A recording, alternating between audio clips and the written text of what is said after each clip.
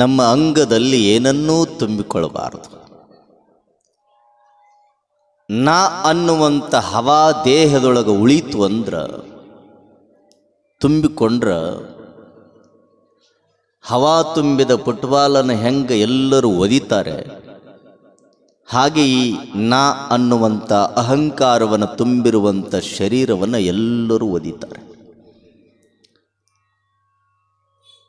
ಹವಾ ಇರಲಾರ್ದ ಫುಟ್ಬಾಲನ್ನು ಹೆಂಗೆ ಅಪ್ಪಿಕೊಳ್ತಾರ, ಹಂಗೆ ನಾ ಅನ್ನುವಂಥದ್ದು ಇರಲಾರ್ದಂಥ ಶರೀರವನ್ನು ಭಗವಂತ ಭಾಳ ಪ್ರೇಮದಿಂದ ಒಪ್ಪಿಕೊಳ್ತಾನೆ, ಅಪ್ಪಿಕೊಳ್ತಾನೆ, ಎತ್ತಿಕೊಳ್ತಾನೆ.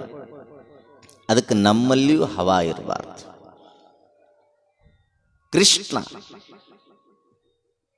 ಕೃಷ್ಣನ ಕೈಯೊಳಗೆ ಏನದ ರೀ? ಕಟ್ಟಿಗೆದ ಕೊಳಲು. ಆ ಕೊಳಲು ಸಹಿತ ಬಿದಿರಿನಿಂದನೇ ಆಗ್ತದೆ, ಹೌದಾ? ಈ ಭೂಮಿಯ ಮೇಲೆ ಬಿದಿರನ್ನ ಬಿಟ್ಟು ಏನೂ ನಡೆಯೋದಿಲ್ಲ, ಏನೇನೂ ನಡೆಯೋದಿಲ್ಲ. ಮನೆಯೊಳಗ ರೊಟ್ಟಿಯ ಬುಟ್ಟಿನೂ ಸಹಿತ ಬಿದಿರಿನಿಂದ ನಿರ್ಮಾಣ ಮಾಡಿದ್ದು, ಹೌದಾ? ವಯಸ್ಸಾಗಿರುವ ಅಜ್ಜನ ಕೈಯೊಳಗ ಕೋಲುನೂ ಸಹಿತ ಬಿದಿರಿನಿಂದಲೇ ನಿರ್ಮಾಣ ಮಾಡಿದ್ದು. ಮನೆಯೊಳಗ ತಾಯಂದರು ಯಾವುದನ್ನಾದರೂ ಸ್ವಚ್ಛಗೊಳಿಸಬೇಕು, ಶುಚಿ ಮಾಡಬೇಕು ಅಂದ್ರೆ ಅಕ್ಕಿ ಆಗಲಿ ಜೋಳ ಆಗಲಿ ಯಾವುದೇ ಆಗಲಿ ಅದನ್ನ ಮರವನ್ನು ಉಪಯೋಗ ಮಾಡಿಕೊಂಡು ಶುಚಿಗೊಳಿಸ್ತಾರಂದ್ರೆ ಆ ಮರನೂ ಸಹಿತ ಬಿದಿರಿನಿಂದೇ ತಯಾರಾಗಿತ್ತು. ಅಂದ್ರೆ ಹುಟ್ಟಿನಿಂದ ಹಿಡ್ಕೊಂಡು ಸಾಯುವವರೆಗೂ ಸಹಿತ ಮನುಷ್ಯ ಬಿದಿರನ್ನು ಬಿಟ್ಟು ಬದುಕಕ್ಕಾಗೋದಿಲ್ಲ. ಹುಟ್ಟುವಾಗ ನಿನಗ ಬಿದಿರಿನ ತೊಟ್ಟಿಲವನ್ನು ಕಟ್ಟುತ್ತಾರ, ಹೌದಾ? ಹುಟ್ಟುವಾಗ ನಿನಗ ಬಿದಿರಿನ ತೊಟ್ಟಿಲವನ್ನು ಕಟ್ಟಿ ನಾಮಕರಣ ಮಾಡಿ ಹೆಸರಿಡ್ತಾರ. ಹುಟ್ಟಿದಾಗ ತೊಟ್ಲ ಕಟ್ತಾರ, ವಯಸ್ಸಿಗೆ ಬಂದಾಗ ಬಿದಿರಿನ ಬಾಸಿಂಗ ಕಟ್ತಾರ, ವಯಸ್ಸು ತೀರಿದ ಬಳಿಕ ಮುಪ್ಪ ಅವಸ್ಥೆ ಬಂದಾಗ, ಸಾವು ಸಮೀಪಿಸಿದಾಗ, ಈ ಭೂಮಿಯನ್ನು ಬಿಟ್ಟು ಹೋಗುವಾಗ, ಸತ್ತ ನಂತರ ನಿನಗಾಗಿ ಬಿದಿರಿನ ಚಟ್ಟವನ್ನು ಕಟ್ಟಿ ಕೊನೆಗೆ ನಿನ್ನನ್ನು ಒಯ್ದು ಮಣ್ಣಿನೊಳಗಿಡ್ತಾರಂದ್ರೆ ಹುಟ್ಟಿನಿಂದ ಹಿಡ್ಕೊಂಡು ಸಾಯುವವರೆಗೂ ಸಹಿತ ಬರೇ ಜೀವನ ಕಟ್ಟುದ್ರೊಳಗನೇ ಬರ್ತದೆ. ತೊಟ್ಲ ಕಟ್ಟು, ವಾಸಿಂಗ್ ಕಟ್ಟು, ಚಟ್ಟ ಕಟ್ಟು. ಈ ಕಟ್ಟು ಅನ್ನುವಂಥದ್ದನ್ನು ನಾವು ನೆನಪಿಟ್ಕೊಂಡು ನಮ್ಮ ಬದುಕನ್ನು ಕಟ್ಟಿಕೊಳ್ಳಬೇಕು. ಕಲ್ಯಾಣದ ಶರಣರು ಅನುಭವಿಸಿದ್ರು, ತಿಳ್ಕೊಂಡಿದ್ರು, ಅರ್ಥೈಸಿಕೊಂಡಿದ್ರು. ಕಟ್ಟುಗಳ ನಡುವೆ ನಮ್ಮದೊಂದು ಮನಸ್ಸನ್ನು ಕಟ್ಟಬೇಕು, ನಮ್ಮ ಬದುಕನ್ನು ಕಟ್ಟಿಕೊಳ್ಳಬೇಕು ಅನ್ನುವಂಥ ಮನೋಭಾವದಿಂದ ಕಲ್ಯಾಣದ ಶರಣರು ಕಟ್ಟುವಿನ ನಡುವೆ ಬದುಕನ್ನು ಕಟ್ಟಿಕೊಂಡ್ರು. ಹಾಗಾಗಿ ಶಾಶ್ವತವಾಗಿ ಅವರು ಉಳ್ಕೊಂಡ್ರು. ಹಾಗೆ ಆ ಕೊಳಲು ಇರ್ತದಲ್ಲ, ಆ ಕೊಳಲಿನೊಳಗ 7 ರಂಧ್ರಗಳಿರ್ತಾವ, 7 ತೂತುಗಳು. ಆ 7 ತೂತುಗಳಿಂದ ಸಪ್ತ ಸ್ವರಗಳು ಹೊರಗೆ ಬರ್ತಾವ. ಸ ರಿ ಗ ಮ ಪ ಧ ನಿ ಸ. ಈ ಸಪ್ತ ಸ್ವರಗಳು ಆ ಕೊಳಲಿನಿಂದ ಹೊರಗೆ ಬರ್ತಾವಂದ್ರ ಕೊಳಲು ಎದರಿಂದ ನಿರ್ಮಾಣ ಆಯ್ತ್ರಿ? ಯಾವುದರಿಂದ? ಬಿದಿರಿನಿಂದ. ನಿಮ್ಮ ಮನೆಯ ಮುಂದುಗಡೆ ಒಂದು ಬಿದಿರು ಬೆಳೆದಿದೆ, ಬಿದಿರಿನ ಗಿಡ ಬೆಳೆದಿದೆ. ಎಷ್ಟು ಎತ್ತರ ಅಂದ್ರೆ 25ರಿಂದ 30 ಫೀಟ್ ಉದ್ದ ಅದ, ಹೌದಾ? 20ರಿಂದ 30 ಫೂಟ್ ಉದ್ದ ಇರುವಂತ ಬಿದಿರನ್ನ ತಗೊಂಡು ಬಂದು ಒಂದು ಕಡೆ ಇಡ್ರಿ. ಚಿಕ್ಕದಾಗಿರುವಂತ ಒಂದು ಮಳದಷ್ಟೇ ಇರುವಂತ ಬಿದಿರನ್ನ ಕಡ್ಕೊಂಡು ಬಂದು ಅದಕ್ಕೆ 7 ರಂಧ್ರಗಳನ್ನು ಮಾಡಿ ಅದನ್ನೊಂದಿಷ್ಟು ಸುಂದರವಾಗಿ ಸಂಸ್ಕಾರ ಕೊಟ್ಟು ಒಂದು ಕಡೆ ಇಡ್ರಿ. ಆ ಬಿದಿರಿನ ಬೆಲೆ ಕೇವಲ 100 ಆಗಬಹುದು, 50 ಆಗಬಹುದು, 20 ರೂಪಾಯಿ ಆಗಬಹುದು. 20 ಫೀಟ್ ಬೆಳೆದಿರುವಂತ ಬಿದಿರಿನ ಬೆಲೆ.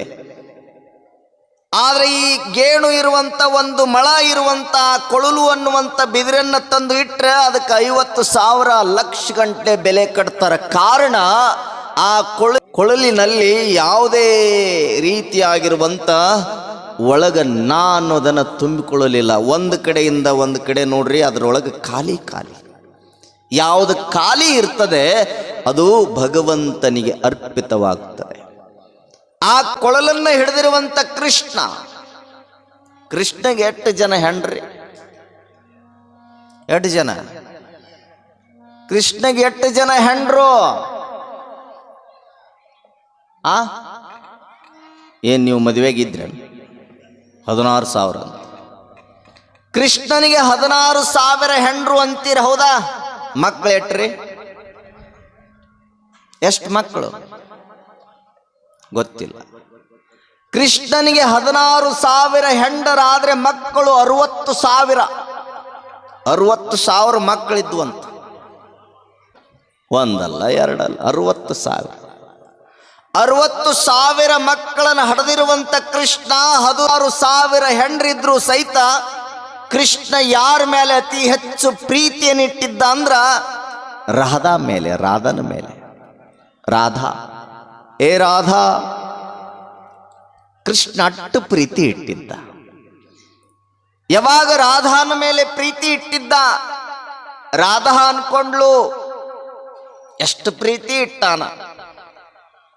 ನಾ ಏನ್ ಹೇಳ್ತೀನಿ ಅದನ್ನೆಲ್ಲ ಕೇಳ್ತಾನ ಕೃಷ್ಣ ಅನ್ಕೊಂಡ್ಲು. ರಾಧನ ಮೇಲೆ ಪ್ರೀತಿಯನ್ನಿಟ್ಟ ಕೃಷ್ಣ ರಾಧೆ ಹೇಳಿದ ಮಾತುಗಳನ್ನು ಪರಿಪಾಲನೆ ಮಾಡ್ತಿದ್ನಲ್ಲ. ರಾಧಾಗ ಬಂತು 16,000 ಹೆಂಡರಿದ್ರು ಸಹಿತ 15,999 ಜನ ಹೆಂಡರ ಮಾತನ್ನ ಕೇಳೋದಿಲ್ಲ, ನನ್ನೊಬ್ಬಾಕಿಯ ಮಾತನ್ನ ಕೇಳ್ತಾನ ಅಂತ ತಿಳ್ಕೊಂಡು ರಾಧೆಗೆ ಒಂದಿಷ್ಟು ಅಹಂಕಾರ ಬಂತು.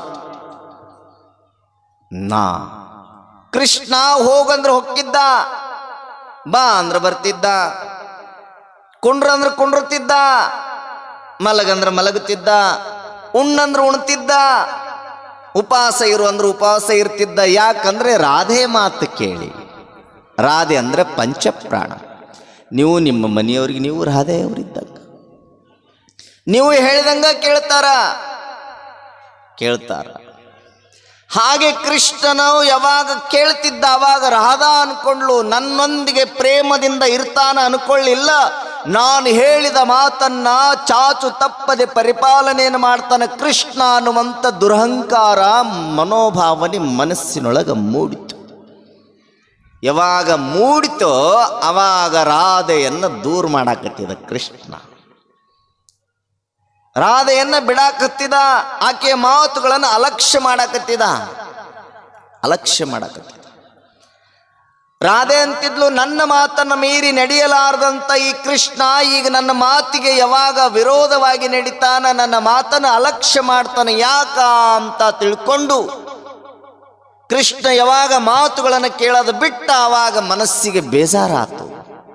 ರಾಧಾ ಅಂತಾಳ, ಇದ್ರೇನು ಹೋದ್ರೇನು, ನನ್ನ ಮಾತ ನನ್ನ ಗಂಡ ಕೇಳವಲ್ಲ, ನನ್ನ ಮಾತ ನನ್ನ ಪತಿರಾಯ ಪಾಲನೆ ಮಾಡವಲ್ಲ. ಮೊದಲು ಎಲ್ಲ ಕೇಳ್ತಿದ್ದ, ಈಗ ಏನೂ ಕೇಳವಲ್ಲ, ಅದಕ್ಕೆ ದಯವಿಟ್ಟು ನಾನು ಸಾಯೋದೇ ಲೇಸು ಅಂತ ರಾಧೆ ಹೊಳೆಯನ್ನು ಜಿಗ್ಯಾಕ ಹೊಂಟ್ಲು. ತನ್ನ ಪ್ರಾಣವನ್ನು ತ್ಯಾಗ ಮಾಡಿಬಿಡೋಣ, ನನ್ನ ಪ್ರಾಣ ಇಟ್ಕೊಂಡರೆ ಏನು ಮಾಡೋದು, ಮಾಡಿಕೊಂಡಂತ ಗಂಡನೂ ಸಹಿತ ನನ್ನ ಮಾತು ಕೇಳೋದಿಲ್ಲ ಅಂದ್ರೆ ನಾನು ಇರೋದು ಬೇಡ ಅಂತ ತೀರ್ಮಾನ ಮಾಡಿ ತನ್ನನ್ನು ನದಿಗೆ ಸಮರ್ಪಣೆ ಮಾಡಿಕೊಳ್ಬೇಕು ಅಂತ ನದಿ ಕಡೆ ಮಾರ್ಗ ಮಾಡಿಲ್ದು ಯಾರು, ರಾಧೆ. ಹೋಲ್ದು ನದಿ ದಂಡಿಗೆ ನಿಂತು ಪ್ರಾರ್ಥನೆಯನ್ನು ಮಾಡ್ತಾಳ, ಭಗವಂತ, ಓ ದೇವರೇ, ಓ ಕೃಷ್ಣ ಪರಮಾತ್ಮ, ನೀನು ನನ್ನ ಮೇಲೆ ಬಹಳ ಪ್ರೇಮದಿಂದ ಇದ್ದಿ, ಪ್ರೀತಿಯಿಂದ ಇದ್ದಿ, ಈಗ ನನ್ನ ಮಾತಿಗೆ ಅಲಕ್ಷ್ಯ ಮಾಡಾಕತ್ತಿ, ನನ್ನನ್ನು ಸೇರೋದಿಲ್ಲ, ನನ್ನ ಜೊತೆ ಪ್ರೀತಿಯಿಂದ ಮಾತಾಡೋದಿಲ್ಲ. ರಾಧಾ ಯಾವಾಗ ತನ್ನನ್ನು ಸಮರ್ಪಣೆ ಮಾಡಿಕೊಳ್ಬೇಕು ಅಂತ ನದಿ ದಂಡಿಗೆ ಹೋಗಿ ನಿಂತು ಪ್ರಾರ್ಥನೆಯನ್ನು ಮಾಡುವಾಗ ಕೃಷ್ಣನ ಕೈಯಾಗಿರುವಂಥ ಕೊಳಲು ವಿಚಾರ ಮಾಡ್ತಾನೆ. ಸುಮ್ಮ ಸಾಯ್ತಾಳಲ್ಲ ರಾಧೆ, ಆ ರಾಧೆಯ ಪ್ರಾಣವನ್ನು ಉಳಿಸ್ಬೇಕು ಅಂತ ತಿಳ್ಕೊಂಡು ಒಂದು ಕ್ಷಣ ಕೃಷ್ಣ ನಿದ್ದೆ ಮಾಡುವಾಗ ಕೈಯಾಗಿಂದ ತಪ್ಪಿಸಿಕೊಂಡು ನದಿ ಮುಖಾಂತರ ಕೃಷ್ಣನ ಕೊಳಲು ಬಂದು ತಯಾರಾಗಿ ನಿಂತಿದ್ಲು. ರೆಡಿ ಪೊಸಿಷನ್ ಒಳಗಿದ್ಲು ರಾಧೆ, ಜಿಗಿದು ಪ್ರಾಣ ಸಮರ್ಪಣೆ ಮಾಡಬೇಕು ಅಂತ. ಯಾವಾಗ ಜಿಗಿಬೇಕು ಅಂತ ತಯಾರಾಗಿ ನಿಂತಂಥ ಸಂದರ್ಭದೊಳಗ ಕೃಷ್ಣನ ಬಳಕೆ ಮಾಡುವಂಥ ಕೊಳಲು ಯಾವಾಗ ಬಂತೋ ರಾಧೆ ನೋಡ್ತಾಳ, ಅಯ್ಯೋ ಕೃಷ್ಣನ ಕೈಯಾಗಿರುವಂಥ ಕೊಳಲು ಬಂತಲ್ಲ. ನಾನು ಹೆಂಗ ಕೃಷ್ಣನಿಗೆ ಬೇಡವಾಗಿದ್ದೇನೆ ಹಂಗ ಈ ಕೊಳಲನ್ನೂ ಸಹಿತ ಬಿಟ್ಟು ಬಿಟ್ಟಾನ ಕೃಷ್ಣ ಅಂತ ಆಕಿ ತಿಳ್ಕೊಂಡು. ಕೃಷ್ಣನ್ ಊದುವ ಕೊಳಲು ನೀರೊಳಗೆ ಹರಿತಾ ಹರಿತಾ ಬಂದು ರಾಧೆಯ ಮುಂದೆ ನಿಂತುವಂತು. ರಾಧೆ ಕೇಳ್ತಾಳೇನೋ, ಕೊಳುಲೆ ನನ್ನನ್ನು ಹೆಂಗ ಬೇಡ ಅಂತ ತಿರಸ್ಕಾರ ಮಾಡ್ಯಾನ ಹಂಗ ನಿನ್ನನ್ನೂ ತಿರಸ್ಕಾರ ಮಾಡಿಬಿಟ್ನೇನು ಅಂದಾಗ ಕೊಳಲು ಹೇಳ್ತದಂತೋ, ರಾಧಾ ಒಂದು ಕ್ಷಣ ನನ್ನನ್ನು ತಗೋ, ಕೈಯಾಗಿ ಹಿಡ್ಕೋ, ಕೈಯಾಗಿ ಹಿಡ್ಕೋ. ಕೈಯಾಗಿ ಹಿಡ್ಕೊಂಡು ಒಂದು ಸಾರಿ ಈ ಕಡೆ ನೋಡು, ಒಂದು ಸಾರಿ ಈ ಕಡೆ ಹೊಳಿಸಿ ನೋಡು, ಎರಡೂ ಕಡೆ ನೋಡು. ನನ್ನ ಕೊಳಲಿನೊಳಗೆ ನನ್ನ ದೇಹದೊಳಗೆ ಏನಾದರೂ ತುಂಬಿಕೊಂಡೈತೇನೋ ನೋಡು ಅಂತ ತಿಳ್ಕೊಂಡು ಆ ಕೊಳಲು ರಾಧೆಗೆ ಹೇಳ್ತು. ರಾಧಾ ತಗೊಂಡ್ಲು. ಆ ಕಡೆ ಒಮ್ಮೆ ನೋಡಿಲ್ದು, ಈ ಕಡೆ ಒಮ್ಮೆ ನೋಡಿಲ್ದು, ಎರಡೂ ಕಡೆ ನೋಡಿದರೆ ಎರಡೂ ಏಕಿತ್ತದು, ಯಾವುದೂ ಅಡ್ಡಿದ್ದಿಲ್ಲ, ಒಂದೇ ದೃಷ್ಟಿ ಇತ್ತು, ಸಮಾನವಾಗಿತ್ತು. ಯಾವುದು ಓರೆ ಡೊಂಕು ಕೋರೆಗಳು ಅದರೊಳಗೆ ಕಾಣಲಿಲ್ಲ. ಅವಾಗ ಆ ರಾಧೆಗೆ ಹೇಳ್ತದೆ ಕೊಳಲು, ಏ ರಾಧೆ ನನ್ನ ನೋಡಿದೆಯಲ್ಲ? ನೋಡಿದೆ. ನನ್ನೊಳಗೆ ಏನಾರು ತುಂಬಿಕೊಂಡಿನೇನ? ಏನೂ ಇಲ್ಲ. ನಾನು ತುಂಬಿಕೊಂಡಿದ್ರೆ ಕೃಷ್ಣನಿಗೆ ನಾನು ಬೇಕಾಗ್ತಿದ್ದಿಲ್ಲ. ನಾನು ಖಾಲಿ ಅದೀನಲ್ಲ, ಅದಕ್ಕೆ ಸದಾ ಕಾಲ ಶ್ರೀಕೃಷ್ಣನ ಕೈಯೊಳಗೆ ನನ್ನನ್ನು ಹಿಡ್ಕೊಂಡು ಪ್ರೇಮದಿಂದ ಅಪ್ಪಿಕೊಳ್ತಾನಲ್ಲ, ಹಂಗೆ ನಿನ್ನೊಂದಿಗೆ ಶ್ರೀಕೃಷ್ಣನೂ ಸಹಿತ ಮೊಟ್ಟ ಮೊದಲು ಪ್ರೀತಿಯಿಂದ ಇದ್ದ. ಅವಾಗ ನೀನಂದ್ರೆ ಪಂಚಪ್ರಾಣ ಕೃಷ್ಣನಿಗೆ. ಯಾವಾಗ ನಿನ್ನೊಳಗ ನಾನು ಹೇಳಿದ ಮಾತನ್ನ ಕೇಳ್ತಾನೆ, ನಾನು ಕುಂಡ್ರಂದ್ರೆ ಕುಂಡ್ರತಾನ, ನಿಂದ್ರಂದ್ರೆ ನಿಂದಿರ್ತಾನ ಅನ್ನುವಂಥ ನಿನ್ನಲ್ಲಿ ಗರ್ವ ಯಾವಾಗ ಬಂತು, ನಿನ್ನಲ್ಲಿ ಅಹಂಕಾರ ಯಾವಾಗ ಬಂತು, ಅವಾಗ ನಿನ್ನಿಂದ ಕೃಷ್ಣ ದೂರನಾದ. ಅದಕ್ಕೆ ನೀನು ಏನೂ ತುಂಬಿಕೋಬೇಡ, ನನ್ನಂಗೆ ಖಾಲಿ ಆಗಿ ನೀ ಉಳಿದಿ ಅಂದ್ರ ನಿನ್ನಲ್ಲಿ ನಾ ಹೇಳಿದ ಮಾತನ್ನ ಕೇಳ್ತಾನ ಅನ್ನುವಂಥ ದುರಹಂಕಾರ ನಿನ್ನೊಳಗೆ ಬರಲಿಲ್ಲ ಅಂದ್ರ, ಅಹಂಕಾರ ಬರಲಿಲ್ಲ ಅಂದ್ರ, ನಿನ್ನಲ್ಲಿ ನಾ ಅನ್ನುವಂಥದ್ದನ್ನು ತುಂಬಿಕೊಳ್ಳಲಿಲ್ಲ ಅಂದ್ರ ನನ್ನನ್ನು ಹೆಂಗೆ ಕೈಯಾಗಿಟ್ಕೊಂಡು ಪ್ರೀತಿ ಮಾಡ್ತಾನ ಹಂಗೆ ನಿನ್ನನ್ನೂ ಸಹಿತ ಪ್ರೀತಿ ಮಾಡ್ತಾನ, ನಡಿರಾದೆ ಅಂತ ಕೊಳಲು ಬುದ್ಧಿಯನ್ನು ಹೇಳಿ ಕರ್ಕೊಂಡು ಬಂತು. ನಾವು ಸಹಿತ ನ ಅನ್ನೋದನ್ನು ತುಂಬಿಕೊಳ್ಬಾರ್ದು. ನಾವೇನಾರ ಒಂದಿಷ್ಟು ಮಟ್ಟಕ್ಕೆ ಮಾಡಿಬಿಟ್ರ, ನಾನ ಮಾಡೀನಿ, ನಾನಿರ್ಲಿಲ್ಲ ಅಂದ್ರೆ ನಡೀತಿದ್ದಿಲ್ಲ ಮಠ. ನಾ ಲೈಟ್ ಕೊಟ್ಟಿನಿ, ಅರೇ ಬಾಪ್ರೆ ನೀ ಲೈಟ್ ಕೊಟ್ರೆ ಏನತ್ತೋ, ಕರೆಂಟ್ ನಿಮ್ಮ ಮಾಪ್ ಕೊಡ್ತಾನ. ಲೈಟ್ ಕೊಡಬಹುದು, ಲೈಟ್ ಸುಂದರವಾಗಿ ಮಠದೊಳಗೆ ಕಾಣಬೇಕು ಅಂದ್ರೆ ಹಿಂದ ಕರೆಂಟ್ ಬೇಕಲ್ಲ. ಲೈಟ್ ಮುಖ್ಯ ಅಲ್ಲ, ನೀ ಕೊಟ್ಟೀನಿ ಅನ್ನುವಂಥ ಮನೋಭಾವನಿಂದ ಆಗಬಾರ್ದು. ಅದಕ್ಕೆ ಮಾಡಿದೆನೆಂಬುದು ಮನದಲ್ಲಿ ಹೊಳೆದರೆ ಏಡಿಸಿ ಕಾಡಿತ್ತು ಶಿವನ ಡಂಗೂರ. ಮಾಡಿದೆನೆನ್ನದಿರಾ ಲಿಂಗಕ್ಕೆ, ಮಾಡಿದೆನೆನ್ನದಿರಾ ಜಂಗಮಕ್ಕೆ, ಮಾಡಿದೆನೆನ್ನದಿರಾ ಮಠಕ್ಕೆ. ಮಾಡಿದೆನೆಂಬುದು ಮನದಲ್ಲಿ ಇಲ್ಲವಾದರೆ ಬೇಡುತ್ತ ನೀವನು ಕೂಡಲ ಸಂಗಮ ದೇವ ಅಂತ ಬರುತ್ತಾನೆ ಬಸವಣ್ಣ. ನಾನೇ ಮಾಡಿದೆ, ನಾನೇ ಕೊಟ್ಟೆ, ಮಠಕ್ಕೆ ಲೈಟ್ ಕೊಟ್ಟೆ, ಪ್ಯಾನ್ ಕೊಟ್ಟೆ, ಅಜ್ಜಾರಿಗೆ ಬಟ್ಟೆ ಕೊಟ್ಟೆ, ಎಲ್ಲ ನಾನೇ ಕೊಟ್ಟೆ. ನೀ ಕೊಡ್ಲಿಲ್ಲ ಅಂದ್ರೆ ಏನು ಅಜ್ಜಾರು ಹಂಗೆ ಇರ್ತಿದ್ರ? ಲೈಟ್ ಇರ್ತಿದ್ದಿಲ್ಲೇನು, ಏನೂ ಸಿಗ್ತಿದ್ದಿಲ್ಲೇನು? ಅದಕ್ಕೆ ನೀ ಏನು ಕೊಟ್ಟರು ಸಹಿತ ಜಂಗಮನಿಗಾಗ್ಲಿ, ಲಿಂಗಕ್ಕಾಗ್ಲಿ, ಮಠಗಳಿಗಾಗ್ಲಿ ಏನೇ ಕೊಟ್ಟರು ಸಹಿತ ನಾ ಕೊಟ್ಟೀನಿ ಅನ್ನುವಂಥ ಮನೋಭಾವ ಬರಬಾರ್ದು ಅಂತಾರೆ. ಯಾವಾಗಲೂ ಚಿರಋಣಿಯಾಗಿರ. ಸದಾಕಾಲ ಭಗವಂತನಿಗೆ ಒಂದು ಶಲೂಟು ಹೊಡಿರಿ. ಏ ಭಗವಂತ, ಓ ದೇವರೇ, ನನ್ನನ್ನು ಈ ಭೂಮಿಗೆ ಕಳಿಸಿಕೊಟ್ಟಿ ಅಂದ್ರೆ ನಿನ್ನ ಚಿರಋಣಿಯಾಗಿ ಸದಾಕಾಲ ನಿನ್ನ ಸೇವೆಯನ್ನು ಮಾಡಿ ನಾನು ಇರ್ತೀನಿ ಅನ್ನುವಂಥ ಮನೋಭಾವ ನಿಮ್ಮಲ್ಲಿ ಬರಲಿ. ನಿಮ್ಮ ಮನೆಯೊಳಗೆ ನಿಮ್ಮ ತಂದೆ ನಿಮಗೆ ಯಜಮಾನನಾದರೆ ಈ ಜಗತ್ತನ್ನುವಂಥ ಮನೆಗೆ ಯಜಮಾನ ಯಾರು ಅಂದ್ರೆ ಅದು ಮೇಲಿರುವಂಥ ಶಿವ. ಆ ಶಿವನ ಸೇವಕರು ನಾವೆಲ್ಲ ಅನ್ನುವಂಥ ಮನೋಭಾವದೊಳಗೆ ಸೇವೆಯನ್ನು ಮಾಡಿದರೆ ಭಗವಂತ ನಮಗೆಲ್ಲದನ್ನು ಕೊಡ್ತಾನ. ನಾವು ಸೇವಕರು, ಸೇವೆ ಮಾಡಬೇಕಲ್ಲ. ಸೇವೆಯನ್ನು ಮಾಡಿದರೆ ಮನೆಯೊಳಗಿರುವಂಥ ಯಜಮಾನ ನಮಗೆಲ್ಲವನ್ನು ಕೊಟ್ಟು ಸ್ವತಂತ್ರವಾಗಿ ನಮ್ಮನ್ನು ಬಿಡಬೇಕು ಅಂದ್ರೆ ನಾವು ಸದಾಕಾಲ ಯಜಮಾನನ ಸೇವಾ ಮಾಡಲೇಬೇಕು. ಹಂಗ ನಮಗೆಲ್ಲರಿಗೆ ಯಜಮಾನ ಶಿವ. ಆ ಶಿವನ ಸೇವೆಯನ್ನು ಮಾಡುವುದಕ್ಕಾಗಿ ನಾವು ಸೇವಕರಾಗಿ ಭೂಮಿ ಮೇಲೆ ಬಂದಿವೆ ಹೊರತಾಗಿ ಆ ಶಿವನ ಮುಂದೆ ನಾನು ಅಧಿಕಾರಿಯಾಗಿ ದುರಹಂಕಾರದಿಂದ ಬದುಕ್ತೀನಂದ್ರೆ ಶಿವ ನಮ್ಮನ್ನು ಸುಮ್ಮ ಬಿಡೋದಿಲ್ಲ. ಅದಕ್ಕೆ ನಮ್ಮಲ್ಲಿಯೂ ಬರಬೇಕು ಭಾವ. ನಮ್ಮಲ್ಲಿ ಯಾವ ಭಾವ ಬರಬೇಕಂದ್ರೆ ನಿರಹಂಭಾವ ಬರಬೇಕು, ನಿರಹಂಕಾರ ಬರಬೇಕು, ಸ್ವಾರ್ಥ ಬುದ್ಧಿ ಬರಬಾರ್ದು, ನಿಸ್ವಾರ್ಥದ ಭಾವ ಬರಬೇಕು. ಅಂದಾಗ ಭಗವಂತನ ಒಲುಮೆ ಆಗ್ತದೆ.